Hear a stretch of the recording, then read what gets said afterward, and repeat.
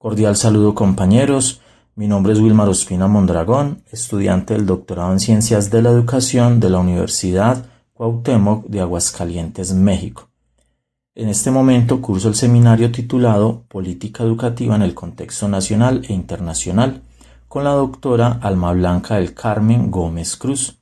A continuación presento mi podcast explicativo sobre la política pública educativa, el cual he titulado Cuando la política pública decide el aula. Este consta de 7 partes. Primera, a manera de introducción, es importante nombrar la educación como un problema público. En Colombia hablamos de educación todos los días, pero rara vez nos preguntamos quién la piensa, quién la decide y desde dónde se gobierna. Cuando decimos política pública educativa, solemos imaginar decretos, lineamientos, resoluciones ministeriales, pero la política pública, como nos recuerda Wilson, no es solo lo que el Estado hace, sino también lo que decide no hacer frente a una situación social reconocida como problemática.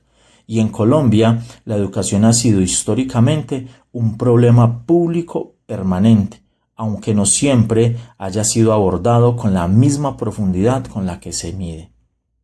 Parte 2. ¿Cómo se comprende la política pública educativa?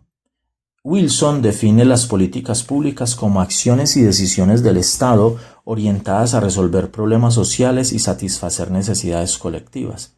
Si trasladamos esta idea al campo educativo colombiano, la pregunta no es ¿qué normas existen y debemos cumplir los profesores?, sino qué problemas educativos cree el Estado que debe resolver. Así pues, durante años, gran parte de la política pública educativa en Colombia ha tenido problemas como la falta de cobertura, la baja eficiencia, resultados insuficientes en pruebas estandarizadas, tanto internas como externas. De allí surgen, por supuesto, políticas como la ampliación de la cobertura, la jornada única y el énfasis en las pruebas de estado o pruebas saber. Todas estas han sido respuestas estatales legítimas. Sin embargo, se han quedado cortas en la resolución que han exigido dichos problemas. Parte 3. Necesidades demandadas y no demandadas en la educación.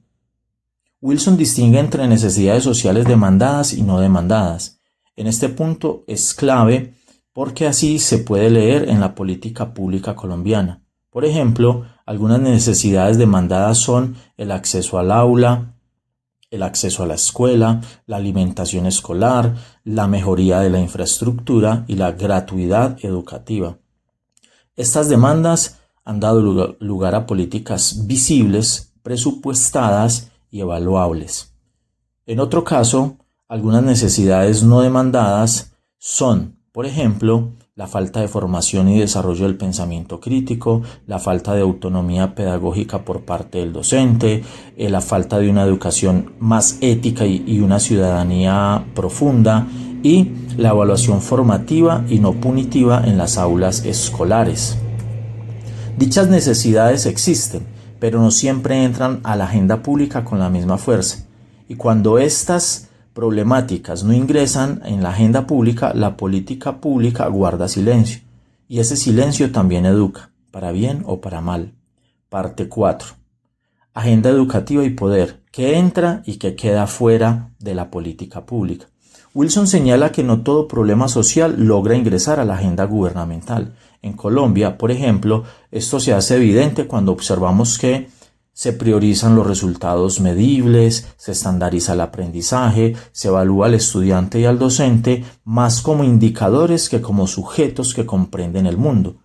De esta manera, la política pública educativa tiende a formar estudiantes competentes para unas pruebas, pero no ciudadanos críticos ante la vida pública y el mundo futuro que les espera.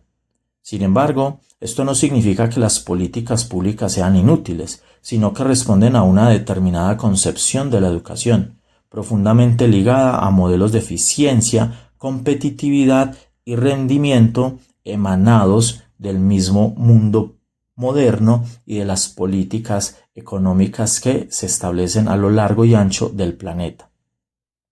Parte 5. Política educativa como decisión ética.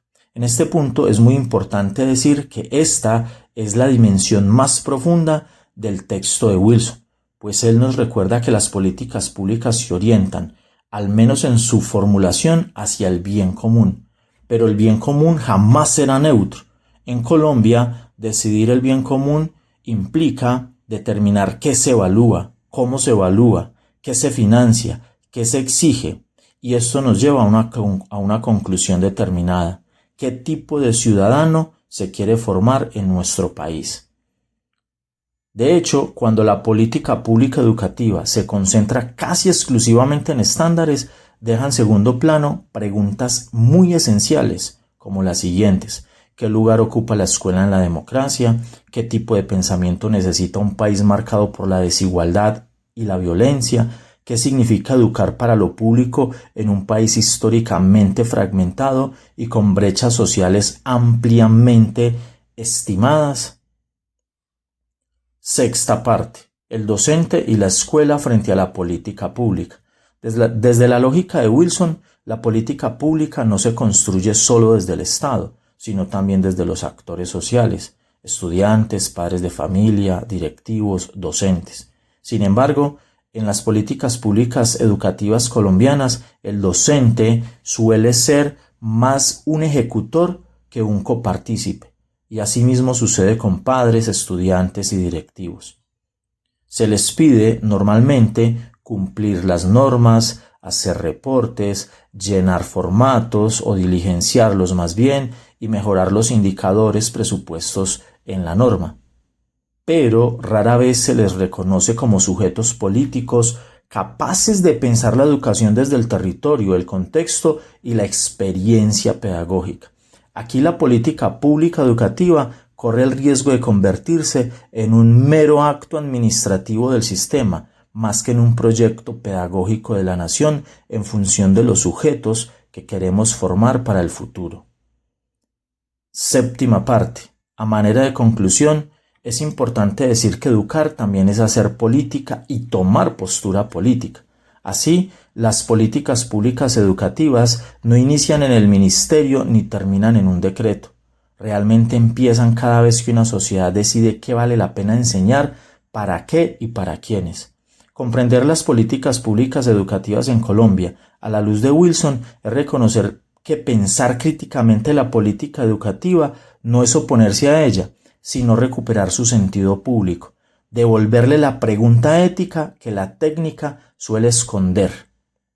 En este sentido, es importante pensar que mientras la educación se siga entendiendo solo como gestión, la escuela seguirá funcionando como un instrumento estatal y no como una institución que forma sujetos idóneos para afrontar el futuro que les depara el mundo moderno. Referencias: Wilson, ¿qué son y para qué sirven las políticas públicas? Gracias por la atención, compañeros, y espero que les haya gustado mi podcast.